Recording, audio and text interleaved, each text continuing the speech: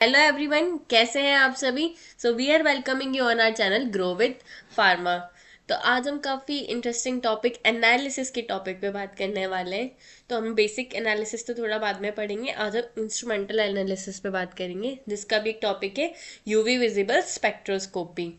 तो हम पहले देखते हैं कि एनालिसिस क्या होती है। मतलब या तो उसको क्वालिटेटिवली या फिर क्वांटिटेटिवली उसको डिटर्मिनेशन करना, उसको डिटरमाइन करना, उसको हम एनालिसिस बोलते हैं। क्वांटिटेटिवली अगर हम उसकी कंसंट्रेशन को फाइंड आउट करें तो वो क्वांटिटेटिव एनालिसिस हो गया। और क्वालिटेटिव एनालिसिस कॉन्स्टिट्यूएंट को पता करते हैं तो वो होता है क्वालिटेटिव एनालिसिस। ठीक है, तो अब हम देखेंगे स्पेक्ट्रोस्कोपी क्या होती है। तो स्पेक्ट्रोस्कोपी एक क्वांटिटेटिव एनालिसिस है जिसमें हम किसी भी सैंपल को एनालाइज करते हैं। जब हम उसमें लाइट, इलेक्ट्रोमैग्नेटिक रेडिएशन जब पास ऑन कराते हैं तो वो हम क्वांटिटेटिव एनालिसिस में देखते हैं, वो आता है स्पेक्ट्रोस्कोपी में। किसी भी सैंपल की अमाउंट या फिर किसी भी सब्सटेंस का कंसंट्रेशन देखना है उसको हम बोलेंगे स्पेक्ट्रोस्कोपी में आएगा, जो कि क्वांटिटेटिव एनालिसिस। ठीक है, अब हम देखते हैं यूवी विजिबल स्पेक्ट्रोस्कोपी में क्या होता है। स्पेक्ट्रोस्कोपी से हमने पता कर ही लिया कि स्पेक्ट्रोस्कोपी जब हम कोई लाइट रेडिएशन उसमें पास ऑन कराएंगे और उसकी कंसंट्रेशन को जब हम पता करेंगे वो स्पेक्ट्रोस्कोपी होता है। और लाइट किस फॉर्म में हो सकती है, इलेक्ट्रोमैग्नेटिक रेडिएशंस की फॉर्म में।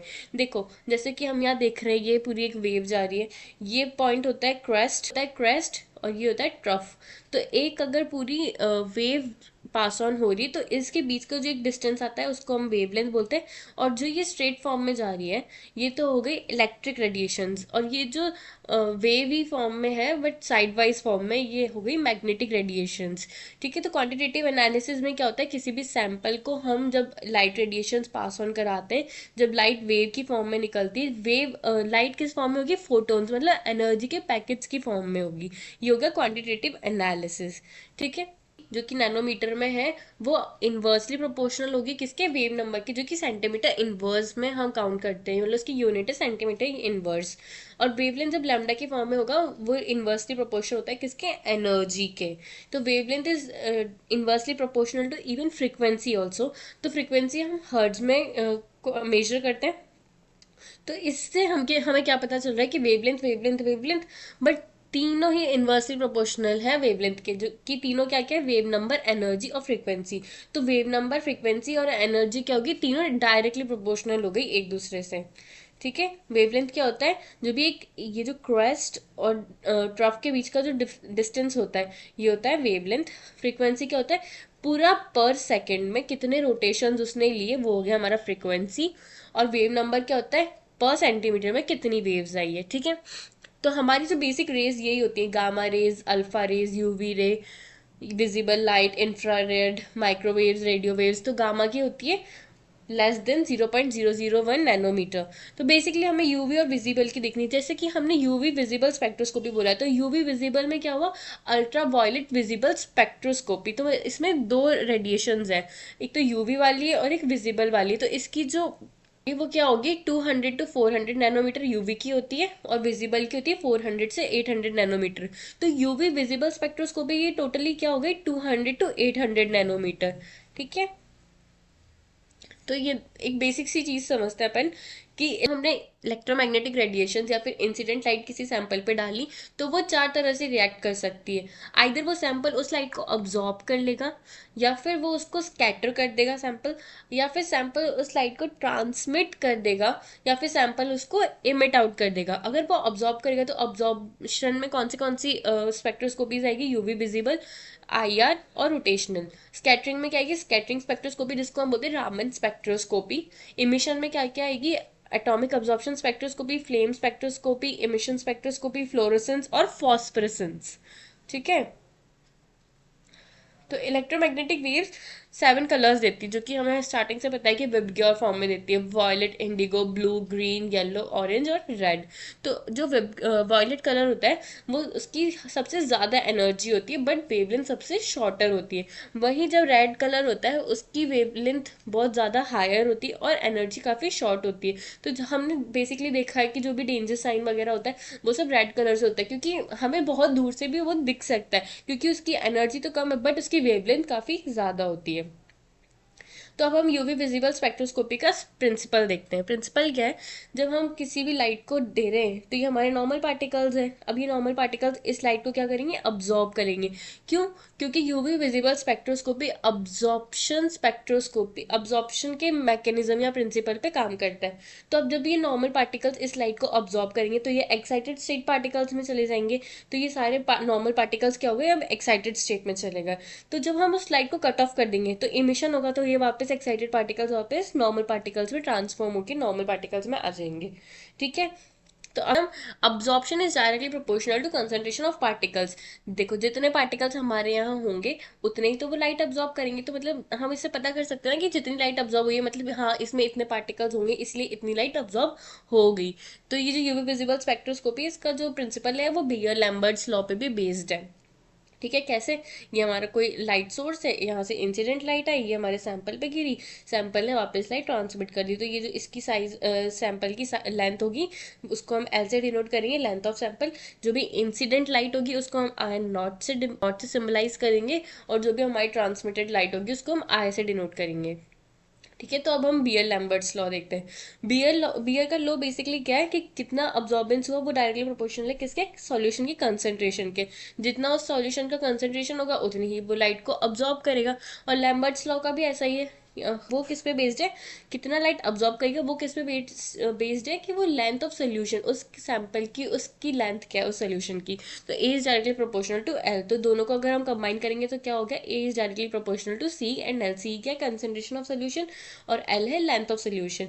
तो जब हमने इन दोनों को कंबाइन किया तो हम जब प्रोपोर्शनल हटाएंगे तो एक कांस्टेंट आता है। तो A is equals to E C L. E क्या है, मोलर अब्जॉर्प्शन कोएफिशिएंट। सी क्या, कंसंट्रेशन ऑफ सोल्यूशन। एल क्या, length of light pass through sample. ये अभी हमने देखा ही है। ठीक है। अब हम इसकी रिएक्शन, तो अब हम डेरिवेशन देखते हैं। तो minus D I upon D L is directly proportional to I dot C. तो माइनस जब हम प्रोपोर्शन हटाएंगे तो एक कांस्टेंट आएगा जो कि के। आई क्या, intensity of light, C concentration, L thickness और के कांस्टेंट है।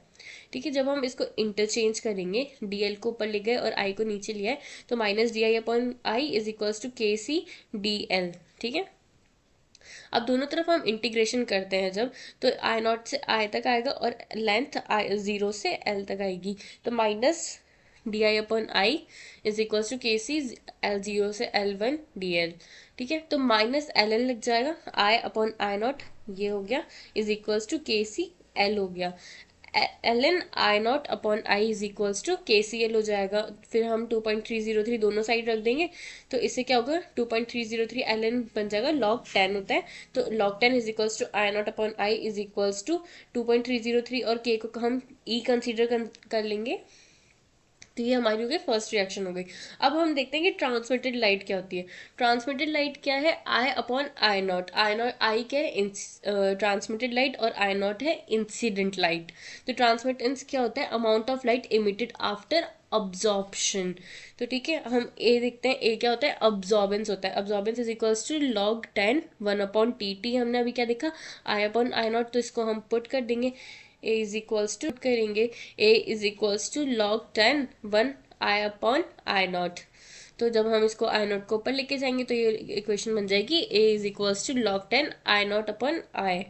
तो ये हमारी इक्वेशन बनी गई।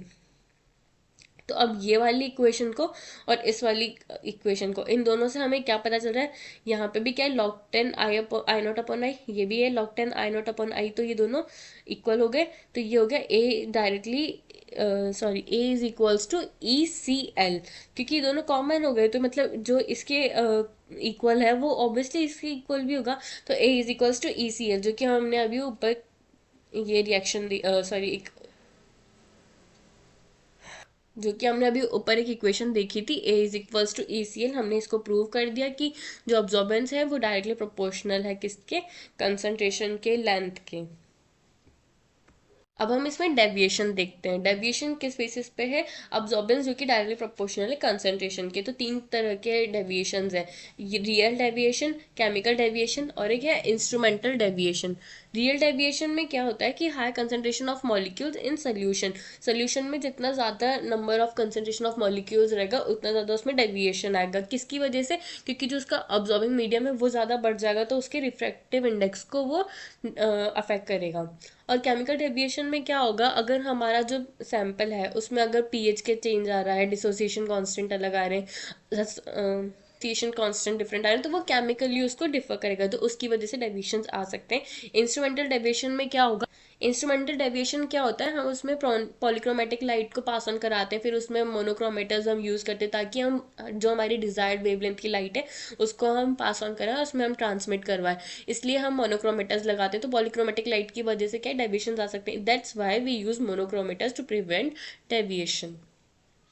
अब्जॉर्प्शन और कंसंट्रेशन के ग्राफ के बेसिस पे हम देख रहे हैं कि एक तो लीनियर ग्राफ आता है और दो तरह के नॉन लीनियर ग्राफ्स आते हैं, जो कि एक नेगेटिव डेविएशन होगा जो कि पैराबोला डाउनफॉल में है, और एक अपवर्ड्स फॉर्म में जाएगा जो कि क्या है, पॉजिटिव डेविएशन होता है। हम देखते हैं अब इलेक्ट्रॉनिक ट्रांजिशंस कौन से होते हैं। इलेक्ट्रॉनिक ट्रांजिशंस तीन फॉर्म में होते हैं, एक तो सिग्मा, पाई और एन। सिग्मा सिंगल बॉन्ड वाले होते हैं, पाई डबल बॉन्ड वाले होते हैं, और एन क्या होते हैं, लोन पेयर्स वाले होते हैं। तो जब हमारा कोई पार्टिकल है वो ग्राउंड स्टेट में, जब हमने उसको एनर्जी दी तो वो एक्साइटेड स्टेट में चला गया, तो डेल ई क्या हो गया, E excited state minus E ground state, जो कि इक्वेशन बन गई del E is equals to H nu. अब टाइप ऑफ इलेक्ट्रॉन्स कौन से होते हैं, इलेक्ट्रॉनिक ट्रांजिशन या कुछ भी बोलो, सिग्मा, पाई और एन। एन में कौन से होते हैं, नॉन बॉन्डिंग इलेक्ट्रॉन्स होते हैं। तो कंपाउंड्स कैसे हो गए, वही जैसे कि मैंने बताया, सिग्मा वाले सिंगल बॉन्ड, पाई वाले डबल बॉन्ड ट्रिपल बॉन्ड हो गए, और एन वाले लोन पेयर्स वाले हो गए। इनको बहुत ज़्यादा हाई एनर्जी चाहिए होती है। सिग्मा वाले सैचुरेटेड फॉर्म में होते हैं जो कि जिनको बहुत लो एनर्जी चाहिए होती है, और पाई वाले अनसैचुरेटेड फॉर्म में होते हैं और उनको भी हाई एनर्जी चाहिए होती है। इनके एग्जाम्पल्स यहाँ पे हैं।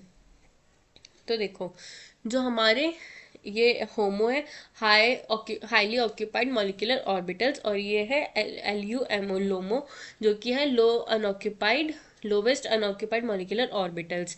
तो यहाँ पे हमारे देखो sigma, pi, N, pi star और एन स्टार। तो हम इसमें बॉन्डिंग किस किस के बीच में देखेंगे, ये तो होते हैं स्टार और सिग्मा स्टार वाले होते हैं, वो तो अनऑक्यूपाइड लेवल्स में होते हैं, और सिग्मा और पाई जो होमो की तरफ है वो होते हैं ऑक्यूपाइड लेवल्स में। तो हम इसमें इलेक्ट्रॉनिक ट्रांजिशन देखते हैं, इसमें इलेक्ट्रॉनिक ट्रांजिशन देखते हैं किस किस के बीच में, सिग्मा से सिग्मा स्टार, सिग्मा से पाई स्टार, पाई से सिग्मा स्टार, पाई से पाई स्टार, एन से सिग्मा स्टार और एन से पाई स्टार वाले होते हैं। तो सबसे ज़्यादा एनर्जी किसको चाहिए होती है, सिग्मा से सिग्मा स्टार वालों को, एन उसके बाद एन से सिग्मा स्टार, उसके बाद pi pi star, then N pi star, और सबसे ज़्यादा वेवलेंथ होती है एन पाई स्टार की, और उसके बाद डिक्रीज होती जाती है। जो सिग्मा से सिग्मा स्टार वाले ट्रांजिशंस होते हैं वो सिंगल बॉन्डेड कंपाउंड के लिए होते हैं जो कि हाइड्रोकार्बन्स होते हैं। एन से सिग्मा स्टार वाले सैचुरेटेड और हेट्रो एटम हेलोजन्स होते हैं। पाई पाई स्टार वाले अनसैचुरेटेड कंपाउंड्स होते हैं, और एन पाई स्टार वाले भी अनसैचुरेटेड हेट्रो एटम्स होते हैं। ठीक, अब इसमें हम देखते हैं ट्रांजिशन प्रोबेबिलिटी कैसी होती है। तो इसमें हमारे दो तरह के ट्रांजिशंस होते हैं, एक तो अलाउड ट्रांजिशंस और एक होते हैं फॉरबिडन ट्रांजिशंस। अलाउड ट्रांजिशंस को हम बोलते हैं के बैंड, और फॉरबिडन ट्रांजिशंस को हम बोलते हैं आर बैंड। अलाउड ट्रांजिशन में क्या होता है, ई मैक्स जो होता है वो 10⁻⁴ से ज़्यादा होता है, और फॉरबिडन ट्रांजिशन में ट्रांजिशन ई मैक्स 10⁻⁴ से कम होता है। और अलाउड ट्रांजिशन किसकी वजह से होता है, पाई पाई स्टार की वजह से, और फॉरबिडन ट्रांजिशन किसकी वजह से होता है, एन पाई स्टार की वजह से। जो भी अब्जॉर्प्शन बैंड होते हैं, K band, R band, B band, E band, इन सब के कैसे होते हैं, और ये क्या है जीपैट में भी काफ़ी बार पूछे जाते हैं, के बैंड्स, आर बैंड्स, इनके ऊपर भी काफ़ी क्वेश्चन बन चुके हैं। तो के बैंड में अभी हमने देखा कि पाई पाई स्टार वाले होते हैं, आर बैंड में एन पाई स्टार वाले होते हैं, बी बैंड की बेंजीन लाइक होते हैं उसमें भी पाई पाई स्टार ट्रांजिशंस होते हैं, और ई बैंड में क्या होते हैं, 3 इथैलोनिक बॉन्ड्स इन साइक्लिक कॉन्जुगेशन, जो भी पाई पाई स्टार वाले ही होते हैं। इसमें E1 E2 जिसकी लॉन्गर वेवलेंथ हो गई, शॉर्टर E1 की होती है शॉर्टर वेवलेंथ और ज़्यादा इंटेंसिटी। तो अब हम देखते हैं ऑक्साक्रोम क्या होता है। ऑक्साक्रोम क्या होते हैं, ऐसे ग्रुप हैं जो कि क्रोमोफोर की तरह एक्ट नहीं करते, बट जब ये क्रोमोफोर के साथ एक्ट अटैच होते हैं तो ये बेथोक्रोमिक, हाइपोक्रोमिक शिफ्ट वगैरह देते हैं, जैसे कि इसके एग्जांपल है OH NH2। ठीक है, तो अब हम देखते हैं क्रोमोफोर क्या होते हैं। क्रोमोफोर ऐसे फंक्शनल ग्रुप्स होते हैं जो कि क्या करते हैं, कलर देते हैं कंपाउंड को, कलर इम्पार्ट करते हैं जब भी वो यूवी विजिबल रीजन में उस लाइट को अब्जॉर्ब करेंगे। जैसे कि अगर कोई नाइट्रो ग्रुप किसी में प्रेजेंट है तो फिर वो क्या करेगा, येलो कलर इम्पार्ट करेगा। जैसे कि एग्जाम्पल, अगर हमारे पास बेंजीन कलरलेस है तो अगर हमने उसमें नाइट्रिक ऑक्साइड अटैच किया है तो वो क्या करेगा, yellow colour, pale yellow colour देगा। अगर हमने उसमें फर्दर हाइड्रोक्सिल ग्रुप ऐड किया है तो फिर वो colour dark yellow colour impart करेगा। हाइड्रोक्सिल ग्रुप जब अटैच हुआ, पहले देखो हमारा प्राइमरी तो एनओ ही था, नाइट्रिक ऑक्साइड ही था, बट अब हमने सेकेंडरी हाइड्रोक्सिल ग्रुप अटैच किया है तो वो क्या बन गया, ऑक्साक्रोम बन गया। तो वो सेकेंडरी ग्रुप जो अटैच होता है क्रोमोफोर के साथ उसको हम बोलते हैं ऑक्सोक्रोम। ठीक है, जो भी इंपॉर्टेंट क्रोमोफोर्स हुए वो कौन से इथाइलेनिक, एसिटाइलेनिक, कार्बोक्सल्स, ईस्टर्स। क्रोमोफोर के भी दो टाइप्स, एक तो इंडिपेंडेंट क्रोमोफोर्स और एक डिपेंडेंट क्रोमोफोर्स। इंडिपेंडेंट क्रोमोफोर्स क्या होते हैं कि एक सिंगल क्रोमोफोर ही कलर इम्पार्ट कर देगा कंपाउंड को। और डिपेंडेंट क्रोमोफोर्स क्या होते हैं कि एक से ज़्यादा क्रोमोफोर्स चाहिए होते हैं ताकि वो कंपाउंड में कलर प्रोड्यूस कर सके। जैसे कि एसीटोन है, अगर उसमें हमने एक कीटोनिक ग्रुप लगाया तो उसने कोई कलर नहीं दिया, सेकंड कीटोनिक ग्रुप लगाया तब जाके येलो कलर दिया है, थर्ड कीटोनिक ग्रुप लगाया तब जाके उसने ऑरेंज कलर दिया है। तो उसको बहुत सारे कंपाउंड्स चाहिए ताकि फिर वो क्रोमोफोर कलर को इम्पार्ट कर सके उस कंपाउंड पे। ठीक है, अब यूवी विजिबल स्पेक्ट्रोस्कोपी का इंस्ट्रूमेंटेशन क्या होता है, स्पेक्ट्रोफोटोमीटर। मतलब इसमें क्या क्या अटैच है, स्पेक्ट्रोमीटर और फोटोमीटर। स्पेक्ट्रोमीटर तो जो कि लाइट प्रोड्यूस करवाएगा और फोटोमीटर उसको मेजर करेगा, वो किस इंटेंसिटी की लाइट है वो उसको मेजर करेगा, वो हो गया फोटोमीटर। तो देखो बेसिकली ये अगर हमारा लाइट सोर्स है, यहाँ से लाइट गई, ये एंट्रेंस स्लिट है, बीच में से यहाँ से लाइट जाएगी। अब यहाँ से क्या पॉलीक्रोमेटिक लाइट आ रही है, मतलब बहुत डिफरेंट टाइप्स की वेवलेंथ की लाइट यहाँ से पास ऑन हो रही है। तो हमें बीच में क्या लगाना पड़ा है, प्रिज्म। प्रिज्म क्या है, मोनोक्रोमेटर है। तो मोनोक्रोमेटर क्या करता है, बाहर से तो पॉलीक्रोमेटिक लाइट है बट अब वो अपने प्रिज्म के अंदर आके मोनोक्रोमेटिक लाइट में कन्वर्ट कर देगा। जो भी हमें डिजायर्ड वेवलेंथ की लाइट चाहिए वो उसमें कन्वर्ट करके सिर्फ उसी लाइट को पास ऑन करवाएगा। और फिर यहाँ से एग्जिट स्लिट है। जो मोनोक्रोमेटिस होते हैं वो दो तरह के होते हैं, या तो प्रिज्म होते हैं या फिर ग्रेटिंग होते हैं। ठीक है, एग्जिट स्लिट से बाहर आया, हमारे सैंपल को वो लाइट मिली, लाइट सैंपल ने अब्जॉर्ब की। सैंपल किस में रखते हैं हम, कुविट्स। कुविट्स होती है जो कि क्वार्ट्ज की होती है। वो दो तरफ से तो ट्रांसपेरेंट होती है और दो तरफ से ट्रांसलूसेंट होती है। तो वो उसको लाइट को अब्जॉर्ब करेंगी, उसके बाद वो डिटेक्टर पे डिटेक्ट होगी और वो रिकॉर्डिंग सिस्टम पे हमें शो हो जाएगी किस वेवलेंथ का आया है। देखते हैं सोर्स ऑफ रेडिएशन क्या होता है। मतलब हमारे लिए वो सोर्स बहुत अच्छा रहेगा जो कि ज़्यादा स्टेबल होगा और ज़्यादा इंटेंस लाइट देगा। वो कैसे, अगर वो 180 से 700 नैनोमीटर्स की लाइट देगा तो हमारे लिए बेस्ट सोर्स ऑफ लाइट है। तो हम इसमें 4 टाइप्स के सोर्स ऑफ रेडिएशन देख सकते हैं हम। एक तो हम यूज़ करते हैं हाइड्रोजन डिस्चार्ज लैम्प, जिसमें हाइड्रोजन गैस फिल्ड होती है जो कि बहुत ज़्यादा हाई प्रेशर में होती है। सेकेंडरी ड्यूटेरियम लैम्प जो कि एकदम सिमिलर है हाइड्रोजन लैम्प से, बस इसमें हाइड्रोजन ड्यूटेरियम लैम्प इसमें अटैच होता है, मतलब उसमें ड्यूटेरियम गैस फिल्ड होती है इंस्टीड ऑफ हाइड्रोजन। और ये 3 to 5 टाइम्स ज़्यादा एफिशिएंट है हाइड्रोजन डिस्चार्ज लैम्प से, क्योंकि इसकी इंटेंसिटी काफ़ी अच्छी है। जिनॉन डिस्चार्ज लैम्प में क्या होता है, जिनॉन गैस फिल्ड होती है 10 to 30 ATM प्रेशर पे। इसमें दो टंगस्टन के इलेक्ट्रोड्स अटैच हैं जो कि क्या होते हैं, ज़्यादा इंटेंसिटी देते हैं हाइड्रोजन डिस्चार्ज लैम्प से। फिर है मर्क्यूरी आर्क लैम्प, जिसमें क्या होता है, मर्क्यूरी के वेपर्स होते हैं बट इसमें कंटिन्यूस फॉर्म में नहीं होते, इसलिए इसको ज़्यादा यूज़ नहीं किया जाता। बेसिकली तो ड्यूटेरियम लैम्प या फिर जिनॉन डिस्चार्ज लैम्प ही यूज़ करते हैं।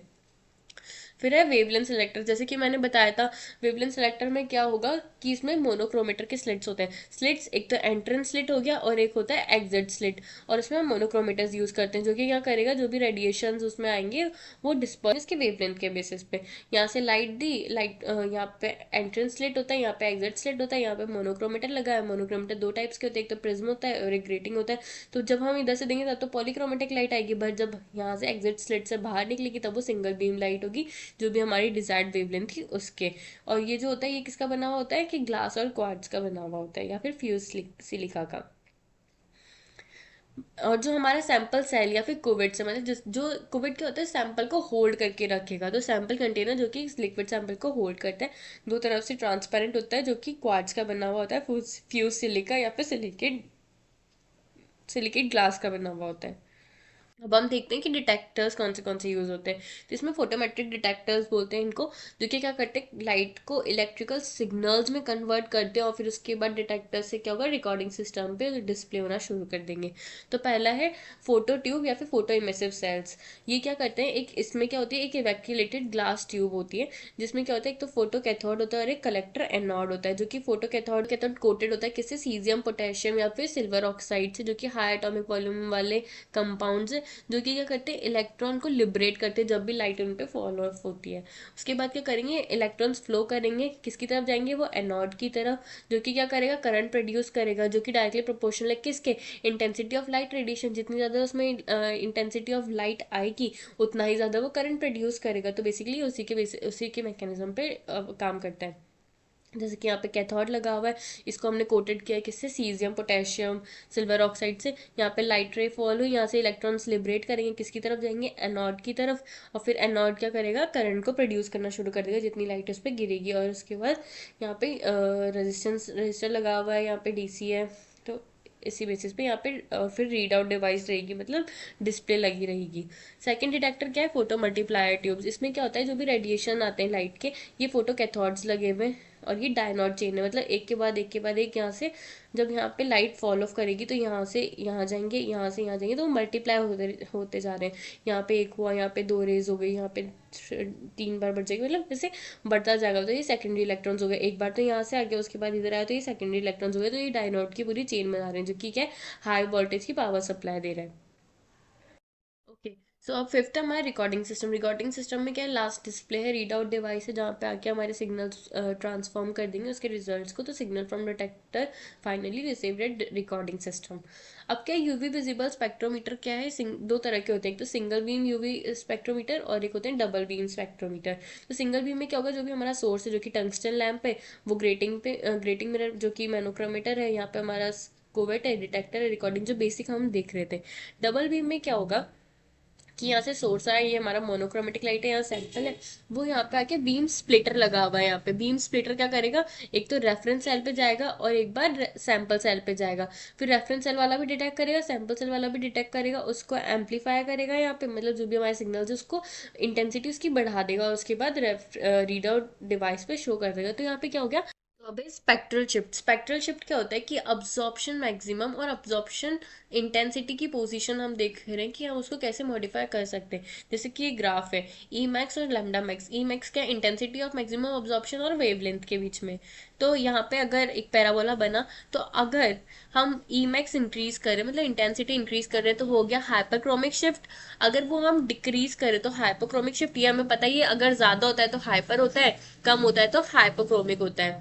अगर वो राइट हैंड साइड पे शिफ्ट हो रहा है तो वो हो गया बैथोक्रेमिक। मतलब क्या हो रहा है, उसकी वेवलेंथ बढ़ती जा रही है, तो वो हो गया बैथोक्रेमिक शिफ्ट। और अगर उसकी वेवलेंथ डिक्रीज हो रही है तो वो गया हिप्सोक्रोमिक शिफ्ट। हिप्सोक्रोमिक शिफ्ट में क्या आते हैं, ब्लू शिफ्ट होता है, और बैथोक्रेमिक शिफ्ट को हम रेड शिफ्ट भी बोलते हैं। तो इसमें बेसिक हमें ध्यान ये भी रखना है कि हम कैसा सॉल्वेंट यूज़ करें कि वो अब्जॉर्प्शन स्पेक्ट्रा को अफेक्ट ना करें। तो जो हमारी चॉइस ऑफ सॉल्वेंट होती है वो बहुत इंपॉर्टेंट होती है किसी भी अब्जॉर्प्शन मैक्सिमम को चेंज करने में, या फिर उसका चेंज हो सकता है अगर हमने अच्छा सॉल्वेंट यूज़ नहीं किया। तो सूटेबल सॉल्वेंट क्या है, ऐसा सॉल्वेंट हमें यूज़ करना है जो कि क्या करेगा, रेडिएशंस को अब्जॉर्ब नहीं करेगा। अगर उसकी पोलैरिटी कम है, सॉल्वेंट पोलैरिटी कम है, तो वो उसका अब्जॉर्प्शन मैक्सिमम और वेवलेंथ दोनों ज़्यादा बढ़ेंगी। जैसे कि वाटर की पोलैरिटी सबसे ज़्यादा होती है, उसके बाद मेथनॉल, इथेनॉल, बेंजीन, हेक्सेन, इन सब की पोलैरिटी तो ज़्यादा होती है, तो इसका मतलब उनका अब्जॉर्प्शन मैक्सिमम कम होगा। कि यूवी विजिबल स्पेक्ट्रोस्कोपी की एप्लीकेशंस क्या होती है। ये क्या करता है, फंक्शनल ग्रुप को डिटेक्ट करने के लिए हम यूवी विजिबल स्पेक्ट्रोस्कोपी यूज़ करें कि मतलब कि उसकी प्रेजेंस है या नहीं है, एब्सेंस है, मतलब डिटेक्ट करते हैं कि प्रेजेंस या फिर एब्सेंस ऑफ क्रोमोफोर। तो वो हम यूवी विजिबल स्पेक्ट्रोस्कोपी से पता कर सकते हैं। एक्सटेंट ऑफ कॉन्जुगेशन, कैसे कि कॉन्जुगेशन क्या करता है, शिफ्ट कर सकता है अब्जॉर्प्शन टू लॉन्गर वेवलेंथ, और उसकी अब्जॉर्प्शन को बढ़ा देगा, वेवलेंथ को बढ़ा देगा। तो सेकंड है एक्सटेंट ऑफ कॉन्जुगेशन। तो इसमें क्या करता है, अगर कोई कंपाउंड किसके साथ कॉन्जुगेट करता है, मतलब अटैच हो जाता है, तो वो क्या करता है, उसकी वेवलेंथ को बढ़ा सकता है। तो वो शिफ्ट कर सकता है उसके अब्जॉर्प्शन को उसके लॉन्गर वेवलेंथ के टुवर्ड्स। अगर ज़्यादा अब्जॉर्प्शन होगा तो उसकी वेवलेंथ भी बढ़ जाएगी। तो इसमें और क्या होता है कि थर्ड क्या है, identification of an unknown compound. कोई हम अननोन कंपाउंड को भी पता कर सकते हैं नोन कंपाउंड के साथ कंपेयर करके। फोर्थ है डिटेक्शन ऑफ इम्प्योरिटीज। हम इम्प्योरिटीज को कैसे पता कर सकते हैं, जब भी हमारा ग्राफ आएगा तो उसमें अगर एडिशनल पीक्स आती है तो उससे पता चल जाता है। अगर कोई पीक आती है इसका मतलब है उसमें इम्प्योरिटीज है सैंपल में, तो वो हम इससे पता कर सकते हैं।